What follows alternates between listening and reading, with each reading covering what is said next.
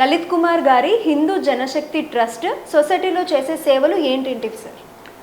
ఒకటండి, సొసైటీలోకి సేవలు చేయడానికి చాలా రకాల ఆర్గనైజేషన్స్ ఉన్నాయి.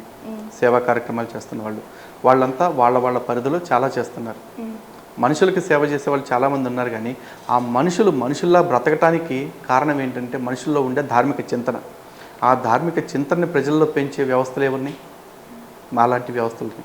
కాబట్టి మా పని ఏంటంటే అటువంటి ధార్మిక చింతన పెంచడం, హిందువుల్ని ఐక్యపరచడం, ఇట్లాంటి వాటిల్లోనే మేము ఎక్కువగా నిమగ్నం అయ్యి ఉన్నాం. సో ఆ కార్యక్రమాలనే సమాజంలో మేము చేస్తూ ఉన్నాము. అందులో మేము సక్సెస్ఫుల్గా ఉన్నాం. అలా అని సేవా కార్యక్రమాలు కంప్లీట్గా చేయట్లేదా అంటే, ఎప్పుడైతే మేము కూడా సేవ చేయాల్సిన పరిస్థితి వస్తుంది అనుకున్నప్పుడు ఖచ్చితంగా మేము సేవ కూడా చేస్తాం.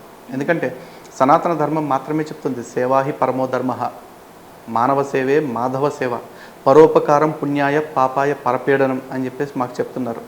మా గ్రంథాలు అంత స్పష్టంగా చెప్తున్నప్పుడు మరి మేము సేవా కార్యక్రమాలు ఎందుకు చేయకుండా ఉంటాం?